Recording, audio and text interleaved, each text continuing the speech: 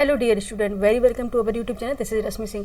आप सभी का यूट्यूब चैनल में बहुत बहुत स्वागत है। और आज हम लेकर आए हैं अप्रैल माह का राष्ट्रीय अंतर्राष्ट्रीय घटनाक्रम, यानी कि अप्रैल माह का नेशनल एंड इंटरनेशनल इवेंट्स इसमें शामिल होगा और national and international current affair भी इसमें शामिल होगा। ठीक है, और ये देखें कि जो अप्रैल माह का है ये संक्षेप में हम कराने जा रहे हैं। करंट अफेयर राष्ट्रीय अंतर्राष्ट्रीय जो घटनाक्रम है उसे संक्षेप में करेंगे और विस्तार से भी आगे चल के इसको एक क्लास हम विस्तार से भी लेते हैं, इसको विस्तार से भी पढ़ाएंगे। और ये जो मटेरियल है, ये कंटेंट आप पूछेंगे कि मैम कहाँ से लिया गया है, तो ये प्रतियोगिता दर्पण से लिया गया कंटेंट है। आइए स्टार्ट कर लेते हैं अपनी क्लास। सबसे पहले चलते हैं राष्ट्रीय घटनाक्रम पर। ठीक है, सबसे पहले चलेंगे हम राष्ट्रीय घटनाक्रम पर, यानी कि नेशनल इवेंट्स। ठीक है, कहाँ पे करंट अफेयर देखेंगे, नेशनल वाला। ठीक है, पहले हम इसको जूम कर लिया है ये, क्योंकि अगर इससे कम करते हैं तो बच्चों को मोबाइल में नहीं दिखाई देगा, इसलिए हम इसे जूम किया है। ठीक है, पहले हम इसको स्क्रॉल कर लेते हैं एक बार और फर्स्ट अपने करंट अफेयर पर चलते हैं। ठीक है, ओके, फर्स्ट है 16 फरवरी। ठीक है, फर्स्ट है 16 से 20 फरवरी 2026 के बीच कहाँ AI इम्पैक्ट समिटी 2026 का आयोजन किया गया है। ठीक है, कहाँ किया गया है, ये किया गया है नई दिल्ली, यानी कि भारत में। ठीक है, आइए इसका एक्सप्लेनेशन देख लेते हैं। अब इसको हम पेन ले लेते हैं और देख लेते हैं इसका एक्सप्लेनेशन। ठीक है, देखेंगे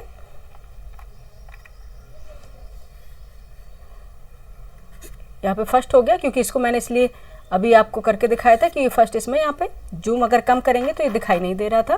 ठीक है, इसलिए इसको हमने पहले से आपको रीड आउट कर दिया है। ठीक है, ओके, नेक्स्ट है एक्सप्लेनेशन देख लेते हैं। 16 से 20 फरवरी 2026 के बीच AI इम्पैक्ट समिति 2026 का आयोजन नई दिल्ली में किया गया है। कहाँ पे किया गया, नई दिल्ली में किया गया है।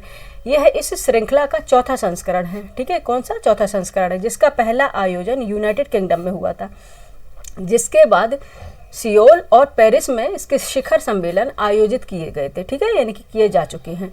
यह पहली बार है जब यह सम्मेलन ग्लोबल साउथ में आयोजित किया जा रहा है। इस शिखर सम्मेलन का विषय क्या है, अगर आपसे थीम पूछा जाए तो थीम है सर्वजन हिताय सर्वजन सुखाय। ठीक है, सर्वजन हिताय सर्वजन सुखाय। ठीक है, सभी का कल्याण सभी का सुख रखा गया इसका। ठीक है, यानी कि सर्वजन हिताय सर्वजन सुखाय, अर्थात सभी का कल्याण और सभी का सुख रखा गया है। ठीक है, इसकी ये क्या है, थीम है।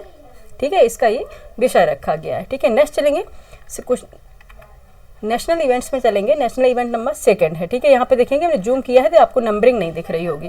ठीक है, क्योंकि फिर बहुत छोटा हो जाएगा जब नंबरिंग दिखेगी आपको सारी। ठीक है नंबरिंग ना दिख रही है ना, इसलिए क्योंकि जूम कर दिया है। क्वेश्चन नंबर 2 है, यानी कि 12 से 13 फरवरी 2026 के बीच कहाँ भारत बोधन AI कॉन्क्लेव 2026 का आयोजन किया गया। कहाँ किया गया, ये भी नई दिल्ली में हुआ है। कहाँ पे हुआ है, नई दिल्ली में किया गया है। एक्सप्लेनेशन देखेंगे। 12 से 13 फरवरी 2026 को शिक्षा मंत्रालय द्वारा नई दिल्ली में, यानी कि भारत बोधन AI सम्मेलन 2026 का आयोजन किया गया है। इसका मुख्य केंद्र शिक्षा के क्षेत्र में आर्टिफिशियल इंटेलिजेंस के नैतिक और प्रभावी एकीकरण को क्या करना है, बढ़ावा देना है। ठीक है, प्रभावी एकीकरण को क्या करना है, बढ़ावा देना है। नेक्स्ट चलेंगे, नेशनल इवेंट नंबर 3 है, इसको क्रॉस कर लेते हैं 1 मिनट। ठीक है, किस मंत्रालय ने हाल ही में वंदे मातरम के लिए पहला आधिकारिक प्रोटोकॉल जारी किया है। ठीक है, ये तो आप लोग अगर स्कूल में होंगे, स्कूल में तो बच्चे अभी कोई होगा नहीं जो तैयारी कर रहा होगा, ऑब्वियस सी बात है, स्कूल आप निकल गए होंगे और कॉलेज में होंगे। ठीक है, और ये आप न्यूज़पेपर में पढ़ा होगा। किस मंत्रालय ने हाल ही में वंदे मातरम के लिए पहला आधिकारिक प्रोटोकॉल जारी किया है, किसने किया है, गृह मंत्रालय ने। ठीक है, किसने किया है, गृह मंत्रालय ने किया है। एक्सप्लेनेशन देखेंगे। गृह मंत्रालय ने वंदे मातरम के गायन के लिए पहली बार औपचारिक प्रोटोकॉल जारी किया है। ठीक है, इन दिशा निर्देशों में निर्दिष्ट किया गया है कि आधिकारिक समारोह में वंदे मातरम के जितने भी समारोह हैं उनके वंदे मातरम के सभी 6 छंद, जो 6 इसमें छंद हैं वो गाए जाएँ। ठीक है, क्या गाए जाए, जो 6 छंद है वंदे मातरम के ये गाए जाए, जिनकी कुल अवधि अगर बताएं तो 3 मिनट 10 सेकेंड होगी। ठीक है, जो 6 छंद हैं इसमें, वंदे मातरम, सुजलाम सुफलम मलयज शीतलाम। ठीक है, तो इसमें देखेंगे 6 छंद जो हैं वो 3 मिनट 10 सेकेंड में होगा। ठीक है, 3 मिनट 10 सेकेंड इसकी गाने की अवधि बताई गई है। प्रोटोकॉल के अनुसार जब भी इसका आधिकारिक संस्करण गाया जाए या बजाया जाएगा तो श्रोतागण जो भी है सावधान मुद्रा में खड़े रहेंगे। ठीक है, यानी कि कैसे, सावधान मुद्रा में खड़े रहेंगे। इसके अतिरिक्त क्या है, यह भी निर्धारित किया गया है कि जब राष्ट्रगान, ठीक है, जब राष्ट्रगान, यानी कौन सा है हमारा राष्ट्रगान, कौन सा, जनगण मन, और हमारा गीत कौन सा, वंदे मातरम। ठीक है। और वंदे मातरम दोनों एक साथ बजाए जाएंगे तो वंदे मातरम को राष्ट्रगान से पहले गाया जाएगा, ठीक है। अगर एक साथ अगर दोनों गाया जाना है, यानी कि राष्ट्रगान भी है राष्ट्रगीत भी है। राष्ट्रगान हमारा नेशनल सॉन्ग कौन सा है, जनगण मन, ठीक है। और वंदे मातरम दोनों अगर हैं तो फिर सबसे पहले किसको रखा जाएगा, तो वंदे मातरम को राष्ट्रगान से पहले गाया जाएगा, ठीक है। ये बहुत इंपॉर्टेंट है, इसको हम डबल टिक लगाएंगे, ठीक है। इंपॉर्टेंट है, इसको डबल टिक लगाएंगे, ठीक है। और ये किस मंत्रालय, गृह मंत्रालय ने किया है, ठीक है। अभी प्रोटोकॉल जो जारी किया है, और जो 6 छंद है उसके गाने की समय सीमा कितनी है, 3 मिनट 10 सेकंड है। और अगर ऐसा है तो इसको सावधान मुद्रा में खड़े होकर ही गाएंगे। और दूसरी बात है, अगर राष्ट्रगान और राष्ट्रगीत दोनों गाने हैं तो राष्ट्रगीत को पहले नंबर पर रखा जाएगा, ठीक है। नेक्स्ट चलेंगे नेशनल इवेंट नंबर 4, ठीक है। नंबर 4 क्या है, हाल ही में केंद्रीय मंत्रिमंडल ने कितने लाख करोड़ रुपए के शहरी चुनौती कोष को मंजूरी दी है। कितने लाख करोड़ हैं, ये है रुपए 1 लाख करोड़। कितने हैं, रुपए 1 लाख करोड़। यानी एक्सप्लेनेशन देखेंगे पहले। केंद्रीय मंत्रिमंडल ने 1 लाख करोड़ के शहरी चुनौती कोष को मंजूरी दी है।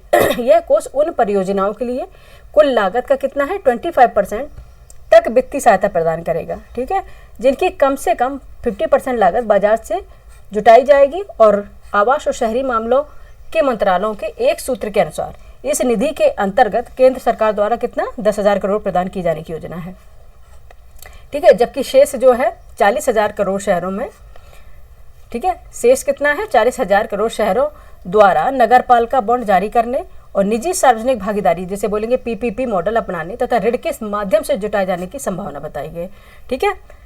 नेक्स्ट चलेंगे। नेक्स्ट है नेशनल इवेंट है नंबर 5, ठीक है। 1 मिनट, इसको हम इरेज कर ले रहे हैं, ठीक है। यहाँ से करेंगे नेशनल इवेंट नंबर 5।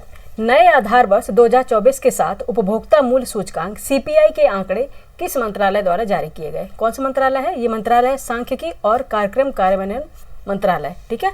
सांख्यिकी और कार्यक्रम कार्यान्वयन मंत्रालय, ठीक है। एक्सप्लेनेशन जरूर देखेंगे, इंपॉर्टेंट है, वही करा रहे हैं, ठीक है। सांख्यिकी और कार्यक्रम कार्यान्वयन मंत्रालय के अद्यतन अभी तक आधार वर्ष 2024 पूर्व आधार वर्ष 2012 पर आधारित नए उपभोक्ता मूल्य सूचकांक, जिसे बोलेंगे कंज्यूमर प्राइस इंडेक्स के आंकड़े जारी किए गए। इन आंकड़ों के अनुसार जनवरी में खुदरा मुद्रास्फीति जिसकी है वो 2.75% दर्ज की गई है। और सीपीआई 2024 श्रृंखला में, ठीक है, सीपीआई 2024 की श्रृंखला में, 1 मिनट, इसको लग रहा है ये थोड़ा कट रहा है, इसको हम यहाँ पे स्क्रॉल कर रहे हैं, 1 मिनट का समय दीजिएगा बच्चे।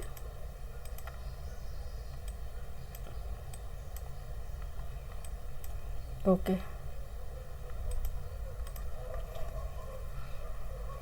कौन सा है, नंबर 5 है।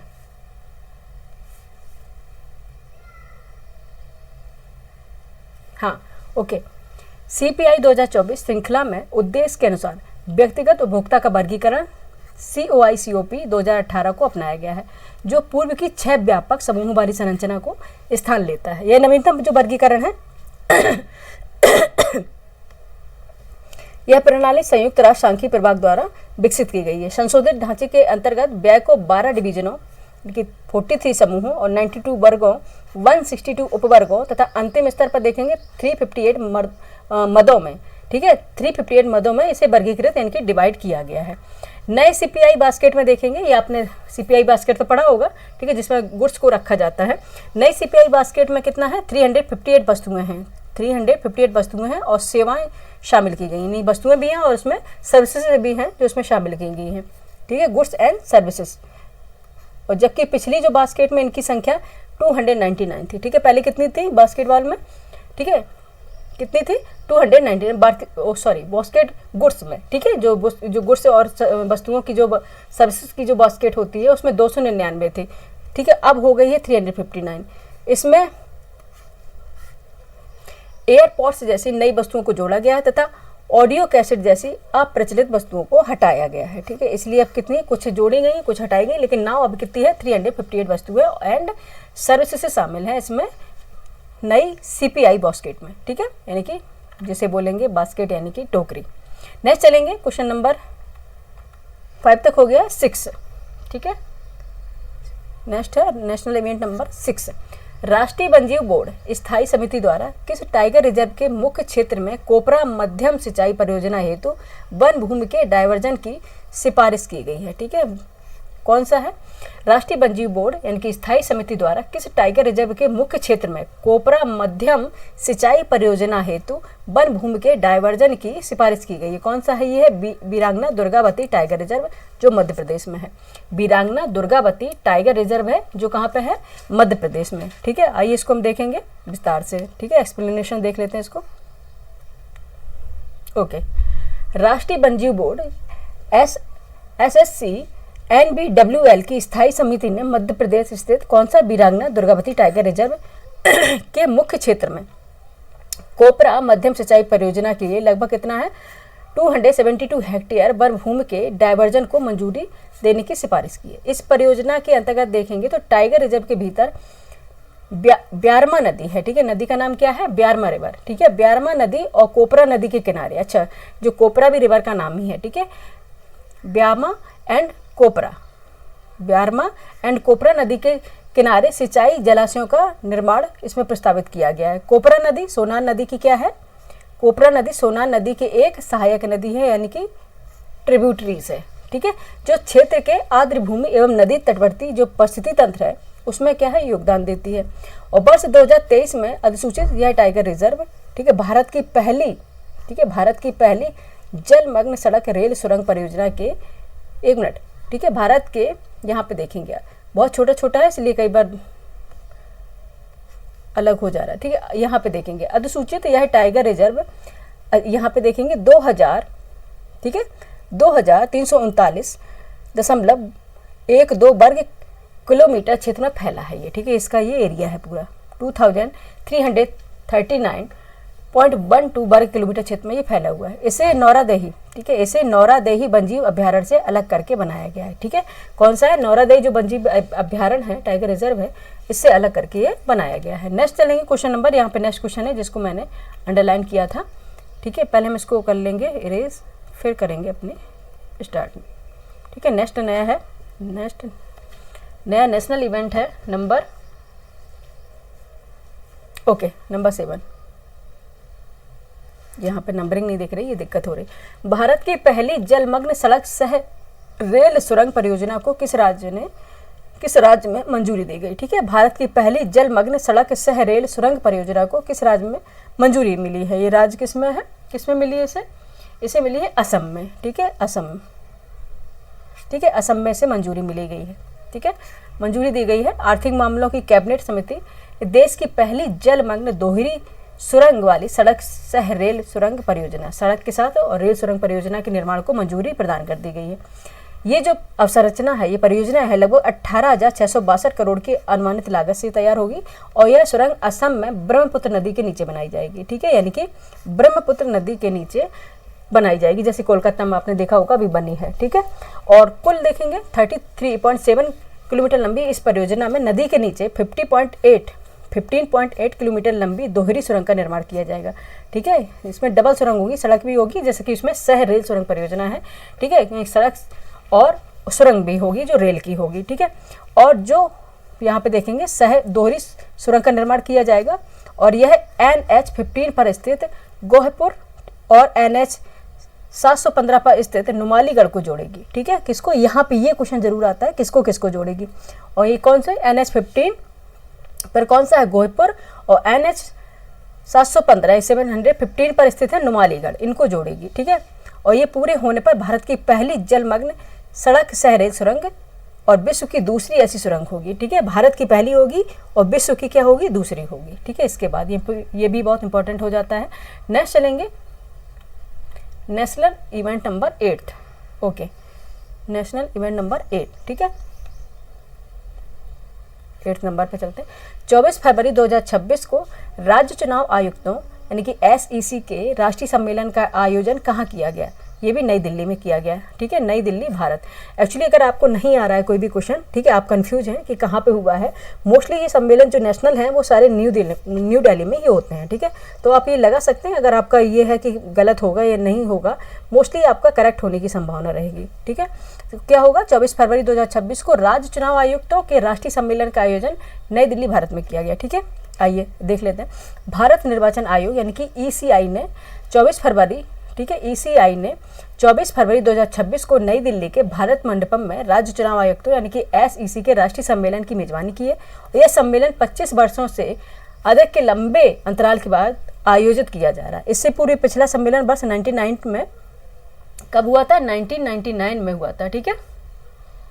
एक्चुअली थोड़ा इसमें कट रहा है, इसको मैं देख ले रही हूँ एक बार। ओके, ठीक है। हाँ, 1999 में, ये हम में लिखा हुआ क्या, ठीक है, किया गया था, यानी कि आयोजित किया गया था। नेक्स्ट चलेंगे। नेक्स्ट हमारा है नेशनल इवेंट नंबर 9। हाल ही में प्रस्तुत 16वें वित्त आयोग की रिपोर्ट के अनुसार, इंपॉर्टेंट है, यहाँ पे हम टिक लगा देंगे, ठीक है, ओके। हाल ही में प्रस्तुत 16वें वित्त आयोग की रिपोर्ट के अनुसार विभाज्य कर पूलों में, ठीक है, विभाज्य कर पूल में राज्यों का हिस्सा वर्टिकल डिवोल्यूशन कितने प्रतिशत पर बरकरार रखा गया है, ठीक है। हाल ही में प्रस्तुत 16वें वित्त आयोग के रिपोर्ट के अनुसार विभाज्य कर पूल में राज्यों का जो हिस्सा है कितने प्रतिशत पर बरकरार रखा गया, कितने परसेंट? 41%, ठीक है। 41% जो पहले भी था, 41% तक इसे बरकरार रखा गया है, ठीक है। आइए देख लेते हैं, ये इंपॉर्टेंट है, ठीक है। 1 फरवरी 2026 को वित्त मंत्री निर्मला सीतारमण ने लोकसभा में 16वें वित्त आयोग की रिपोर्ट पेश की थी, ठीक है। और नीति आयोग के पूर्व उपाध्यक्ष डॉक्टर अरविंद पनगाड़िया, ठीक है, कौन से हैं? डॉक्टर अरविंद पनगाड़िया की अध्यक्षता वाले इस आयोग ने 1 अप्रैल 2026 से 31 मार्च 2031 तक की जो 5 वर्षीय रिपोर्ट होती है, फाइनेंशियल ईयर की बात हो रही है, 5 वर्षीय अवधि के लिए अपनी सिफारिशें दी हैं, ठीक है। आयोग ने केंद्र और राज्यों के बीच ऊर्ध्वाधर हस्तांतरण यानी कि वर्टिकल डिवोल्यूशन को 41% पर स्थिर रखा है, ठीक है। 41% पर था, ठीक है, उस पर स्थिर रखा है। हालांकि बात करें कि क्षैतिज जो हस्तांतरण है, हॉरिजॉन्टल डिवोल्यूशन है, इनके मानदंडों में बदलाव किए गए हैं, ठीक है। और वित्त आयोग, तो आप जानते हैं कि कौन सी आर्टिकल है? आर्टिकल 280 क्लॉज ए के अनुसार, ठीक है, 281 के अनुसार एक संवैधानिक निकाय है जिसका गठन राष्ट्रपति द्वारा प्रत्येक 5 वर्ष में किया जाता है। और वैसे कई बार ये क्वेश्चन पूछा गया है और इतना ये क्वेश्चन आयोग को पसंद है कि हमेशा आपको इससे एक क्वेश्चन जरूर मिलेगा, ठीक है। अनुच्छेद पूछ लेंगे तो बच्चों को रट गया और उससे कोई ना कोई क्वेश्चन बना के जरूर पूछेंगे, ठीक है।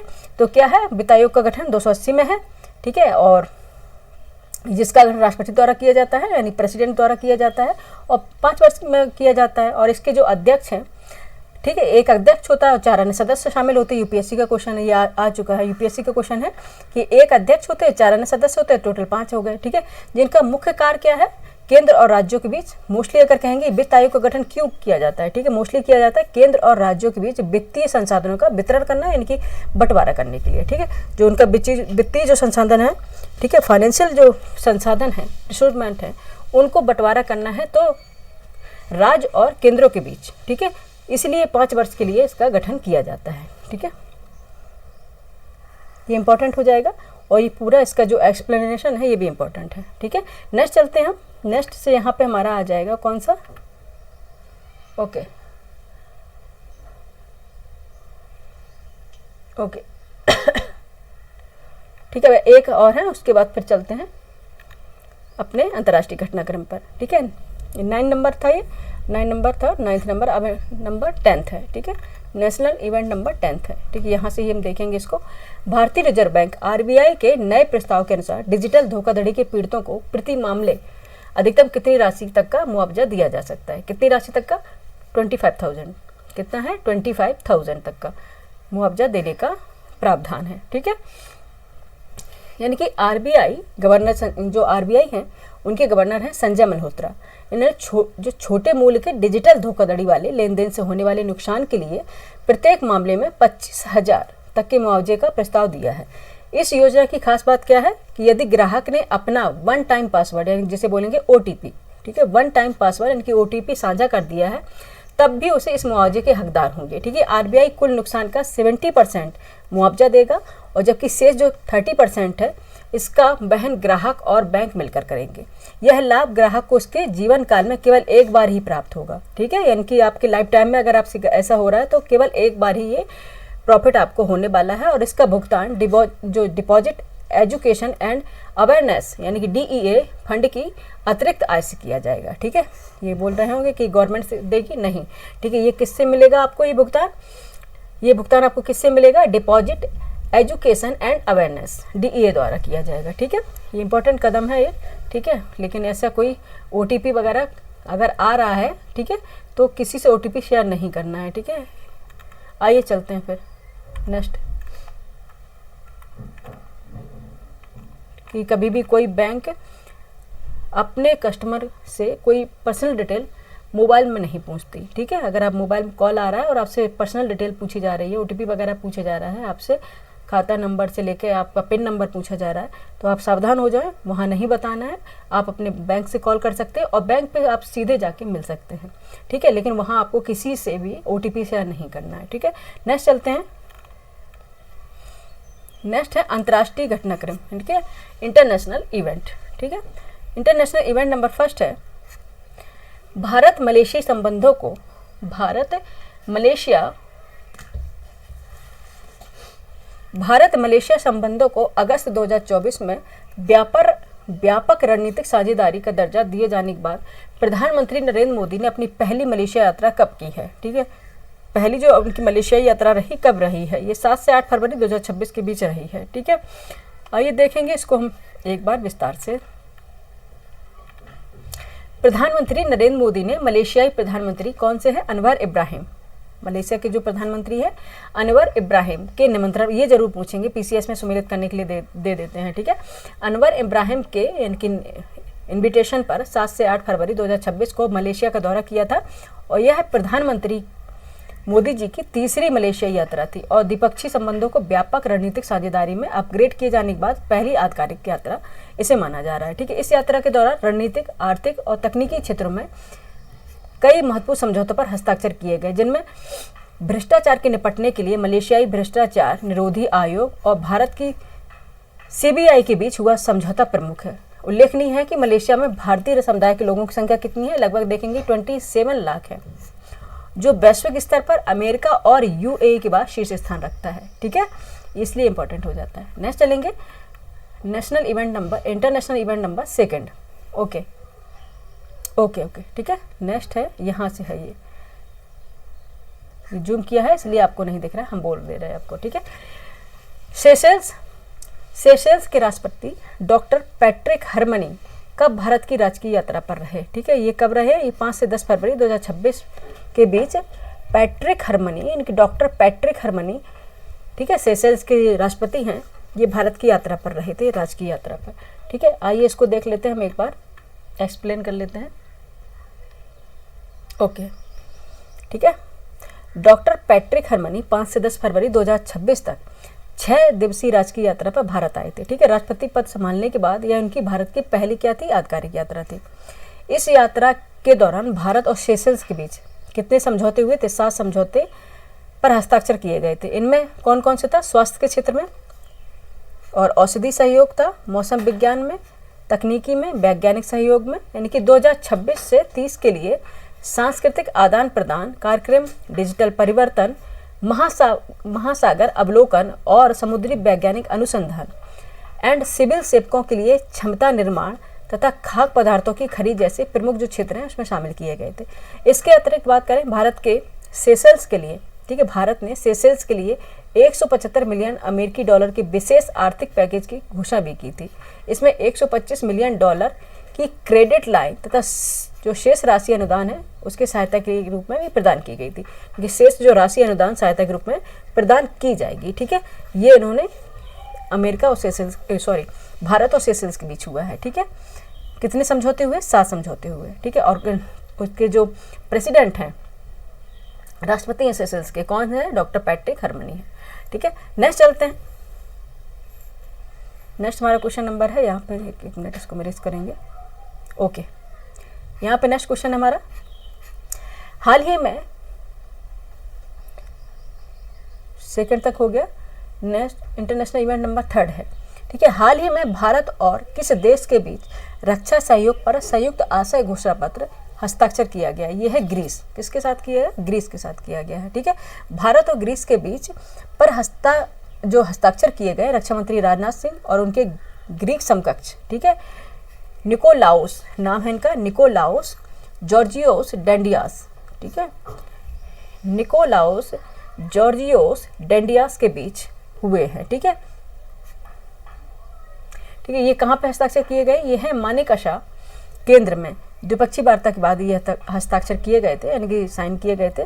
2026 के लिए द्विपक्षीय सैन्य सहयोग योजना का आदान प्रदान भी किया गया इसमें, और जो दोनों सशस्त्र बलों के बीच विभिन्न सैन्य गतिविधियों को बढ़ाएगा, इसमें ये सहयोग किया जाएगा। ठीक है, नेक्स्ट चलेंगे। नेक्स्ट है इंटरनेशनल इवेंट नंबर 4। ठीक है, इंटरनेशनल इवेंट नंबर 4 62, ठीक है, 62वें, ठीक है, यानी कि 62 62वें म्यूनिक सुरक्षा सम्मेलन की वार्षिक बैठक जर्मनी के म्यूनिक में कब आयोजित की गई? ठीक है, ये की गई है 13 से 15 फरवरी 2026 के बीच। ठीक है, यानी कि म्यूनिक सुरक्षा सम्मेलन MSC 2026 में भारत का प्रतिनिधित्व विदेश मंत्री S जयशंकर ने किया। ठीक है, और शीत युद्ध की बात करेंगे। उल्लेखनीय कि शीत युद्ध 1947 से 91 के दौरान 1963 में जर्मन अधिकारी और प्रकाशक इवाल्ड हेनरिक वॉन क्लेस्ट द्वारा MSC की स्थापना की गई थी। किसके द्वारा की गई थी अगर आपसे पूछा जाए? ठीक है, जो MSC की स्थापना कब की गई थी, तो ये देखेंगे कोल्ड वॉर के दौरान, जो 1947 से 91 के बीच हुआ था, और 1963 में जर्मन अधिकारी और प्रकाशक इवाल्ड हेरन वॉन क्लेस्ट द्वारा MSC की स्थापना की गई थी। ठीक है, और 62वें, ठीक है, यानी कि 62वें म्यूनिक सुरक्षा सम्मेलन की जो वार्षिक बैठक है जर्मनी के म्यूनिक में आयोजित की गई थी। ये की गई थी 13 से 15 फरवरी 2024 के बीच में। ठीक है, आइए नेक्स्ट देख लेते हैं। नेक्स्ट हमारा इंटरनेशनल इवेंट नंबर है, कौन सा है? 5th। ठीक है, 5th, क्योंकि यहाँ पे नंबरिंग नहीं दिख रही, थोड़ा इसीलिए परेशानी हो रही है। देखेंगे हाल ही में तूफान मार्टा, स्टॉर्म मार्टा ने यूरोप के किस क्षेत्र में भारी तबाही मचाई और कृषि को व्यापक नुकसान पहुंचाया? किसने मचाई है? ये है आइबेरियस प्रायद्वीप है, स्पेन और पुर्तगाल के बीच। ठीक है, यानी कि हाल में तूफान मार्टा ने यूरोप के किस क्षेत्र में भारी तबाही मचाई, और तूफान का नाम है मार्टा, और कृषि को व्यापक नुकसान पहुंचाया है। यूरोप का कौन सा क्षेत्र है? यह है आइबेरियन प्रायद्वीप, यानी कि स्पेन और पुर्तगाल। ठीक है, आइए इसको हम देख लेते हैं, एक बार एक्सप्लेनेशन देखेंगे। तूफान मार्टा ने यूरोप के आइबेरियन प्रायद्वीप में स्थित स्पेन और पुर्तगाल में भारी बारिश और विनाशकारी आंधियों के साथ दस्तक दी थी, जिसके क्या हुआ था? क्षेत्र की जो फसलें हैं और बुनियादी ढांचे को गंभीर नुकसान पहुंचा था। ठीक है, वैज्ञानिक दृष्टिकोण से आइबेरियन प्रायद्वीप जलवायु परिवर्तन के प्रति यूरोप के सबसे संवेदनशील क्षेत्रों में एक माना जाता है। आइबेरियन प्रायद्वीप यानी कि आइबेरियन पेनिनसुला यूरोप के दक्षिण पश्चिम में स्थित है। ठीक है, यूरोप के कहाँ पे आप देखेंगे, आपके पास अगर एटलस होगी निकाल लीजिए। ठीक है, यूरोप के दक्षिण पश्चिम में स्थित है यहाँ पे। ठीक है, जो अटलांटिक महासागर और भूमध्य सागर से घिरा हुआ है। ठीक है, मेडिटेरियन जो सागर है एंड अटलांटिक सागर है उससे घिरा हुआ है। ठीक है, आप देखेंगे कौन सा है? स्पेन एंड पुर्तगाल। ठीक है, आप फ्रांस के नीचे देखेंगे, फ्रांस के सदर्न रीजन में चलेंगे तो स्पेन और पुर्तगाल मिलेगा। ठीक है, पुर्तगाल का देखेंगे तो अटलांटिक महासागर मोस्टली इसकी सीमा लगा रहा है, और स्पेन लगाएगा तो मेडिटेरियन सी से लगाएगा, लेकिन दोनों ही सीमा लगाते हैं। ठीक है, और मोस्टली स्पेन बड़ा है पुर्तगाल से ज़्यादा, और पुर्तगाल आप देखेंगे तो छोटा सा स्पेन के पास में दिखाई देगा आपको। ठीक है, नेक्स्ट देखेंगे। नेक्स्ट है इंटरनेशनल इवेंट नंबर 6। ठीक है, ओके, यहाँ पे इंटरनेशनल इवेंट नंबर 6। हाल ही में बांग्लादेश में हुए चुनाव में किस पार्टी ने 300 में से 209 सीटें जीतकर सत्ता में वापसी की है? कौन सी पार्टी ने की है? ये पार्टी है बांग्लादेश राष्ट्रवादी पार्टी BNP। ठीक है, बांग्लादेश राष्ट्रवादी पार्टी BNP ने की है। ठीक है, एक्सप्लेनेशन देखेंगे। बांग्लादेश राष्ट्रवादी पार्टी BNP ने हालिया जो आम चुनाव में 300 सदस्यीय संसद में 209 सीटें जीतकर सत्ता में वापसी की है। ठीक है, इस पार्टी का जो नेतृत्व है वर्तमान में तारिक रहमान कर रहे हैं, और BNP की स्थापना इनके पिता जनरल जियाउर रहमान ने 1978 में की थी। उनकी हत्या के बाद उनकी पत्नी खालिदा जिया ने पार्टी की कमान संभाली और 1982 से इनकी विचारधारा और संगठनात्मक दिशा तय करने में केंद्र की भूमिका निभाई थी। ठीक है, लगभग देखेंगे 17 वर्षों के स्वनिर्वासन के बाद 60 वर्षीय तारिक रहमान हाल ही में बांग्लादेश लौटे और पार्टी का इन्होंने नेतृत्व संभाला। भारत और BNP के संबंध ऐतिहासिक रहे हैं, जो जियाउर रहमान के समय से विकसित होते आ रहे हैं। ठीक है, ये इंपॉर्टेंट हो जाएगा। नेक्स्ट चलेंगे। ठीक है। नेक्स्ट है इंटरनेशनल इवेंट नंबर 7, ठीक है। एशियाई इंडोर एथलेटिक्स चैंपियनशिप में पुरुषों की हेप्टाथलॉन स्पर्धा में स्वर्ण पदक किसने जीता? यानी कि एशियाई इंडोर एथलेटिक्स चैंपियनशिप में पुरुषों की हेप्टाथलॉन स्पर्धा में स्वर्ण पदक किसने जीता? किसने जीता है? ये तेजस्वन शंकर ने जीता है, ठीक है। यानी कि तेजस्वन शंकर ने एशियाई इंडोर एथलेटिक्स चैंपियनशिप में पुरुषों की हेप्टाथलॉन, ठीक है, हेप्टाथलॉन स्पर्धा में स्वर्ण पदक जीतकर भारत को एकमात्र स्वर्ण पदक दिलाया है, ठीक है। कौन सा? एकमात्र, यानी कि स्वर्ण पदक दिलाया है। भारत ने कुल 5 पदक, यानी कि 1 स्वर्ण है जिसमें 2 रजत है, यानी कि सिल्वर है 2, ठीक है, और 2 कांस्य यानी कि ब्रॉन्ज है, यानी कि 1 गोल्ड है और 2 सिल्वर है एंड 2 क्या है? ब्रॉन्ज है, जो इन्होंने हासिल किए हैं। और पदक तालिका हम देखेंगे जो क्या है, 6ठा स्थान प्राप्त किया भारत ने। इस प्रतियोगिता में चीन है 34 पदक के साथ, जिसमें इनके 10 तो स्वर्ण है, 11 रजत है और 13 कांस्य है, ठीक है। इसके साथ ही क्या रहा है? शीर्ष पर रहा है चाइना, ठीक है। नेक्स्ट चलेंगे। नेक्स्ट है इंटरनेशनल इवेंट नंबर कितना है? 8th यहाँ पे, ठीक है। इंटरनेशनल इवेंट नंबर कौन सा है? 8th है। 2026 एशियाई राइफल पिस्तौल चैंपियनशिप में शीर्ष स्थान किस देश ने हासिल किया है? किसने किया है? भारत ने किया है, ठीक है। यानी कि बंदूक चलाने में भारत नंबर 1 पर है, ठीक है। 2026 एशियाई राइफल पिस्तौल चैंपियनशिप में शीर्ष स्थान किस देश ने हासिल किया है? भारत ने किया है। आइए एक्सप्लेनेशन देख लेते हैं। भारत ने 2026 एशियाई राइफल पिस्तौल चैंपियनशिप में शीर्ष स्थान प्राप्त किया है। भारत ने प्रतियोगिता में शानदार प्रदर्शन करते हुए 51 स्वर्ण, 23 रजत और 20 कांस्य सहित कुल अगर बात करी जाए पदक की तो 94 जो है, यानी कि 94 पदक हासिल किए हैं, यानी कि जीते हैं। यह चैंपियनशिप एशियाई शूटिंग परिसंघ द्वारा नई दिल्ली में आयोजित की गई थी। इसमें वरिष्ठ और कनिष्ठ दोनों श्रेणियों में राइफल और पिस्टल स्पर्धाएं आयोजित की हुई, ठीक है, इनकी आयोजित हुई थी। और प्रतियोगिता में 20 देशों के कुल 311 निशानेबाजों ने इसमें भाग लिया था, ठीक है। और भारत ने इसमें शीर्ष स्थान प्राप्त किया है और इससे जरूर क्वेश्चन बनेगा। जहाँ पे भारत इतने सारे पदक लेके आ रहा है तो उससे क्वेश्चन बनना पूरा संभावित है, ठीक है। नेक्स्ट चलते हैं। नेक्स्ट है नेक्स्ट है इंटरनेशनल इवेंट नंबर 9 यहाँ है, ठीक है। विश्व सरकार शिखर सम्मेलन 2026 का आयोजन किस शहर में किया गया था? ठीक है, विश्व सरकार शिखर सम्मेलन 2026 का आयोजन किस शहर में किया गया था? कौन सा शहर है? दुबई, ठीक है, दुबई में किया गया था, यानी कि संयुक्त अरब अमीरात में किया गया था। यानी कि विश्व सरकार शिखर सम्मेलन 2026 का आयोजन 3 से 5 फरवरी 2026 तक दुबई, संयुक्त अरब अमीरात में किया गया है। यह सम्मेलन है भविष्य की सरकारों को आकार देना, ठीक है, यह जो सम्मेलन है भविष्य की सरकारों को आकार देना, यानी कि शेपिंग फ्यूचर गवर्नमेंट्स विषय के अंतर्गत आयोजित हुई थी। इनकी थीम है, ठीक है, थीम क्या है? सम्मेलन की थीम क्या है? भविष्य की सरकारों को आकार देना, यानी कि शेपिंग फ्यूचर गवर्नमेंट्स, ठीक है। नेक्स्ट देखेंगे। नेक्स्ट एंड लास्ट है आज का हमारा इंटरनेशनल इवेंट नंबर 10, ठीक है। विश्व आर्द्र भूमि दिवस प्रतिवर्ष किस तिथि को मनाया जाता है? वेटलैंड डे, सभी को रट गया है 2 फरवरी, ठीक है, 2 फरवरी, यानी कि 2 फरवरी को होता है विश्व आर्द्र भूमि दिवस। वेटलैंड डे कब होता है? 2 फरवरी को मनाया जाता है, ठीक है। यानी कि विश्व आर्द्र भूमि दिवस प्रतिवर्ष 2 फरवरी को मनाया जाता है, जिसका उद्देश्य क्या है? पृथ्वी के जो महत्वपूर्ण परिस्थितियों तंत्रों, यानी कि आर्द्र भूमियों के संरक्षण, यानी कि वेटलैंड्स जो है उनकी संरक्षण करना, उसके प्रति जागरूकता बढ़ाना, अवेयरनेस करना।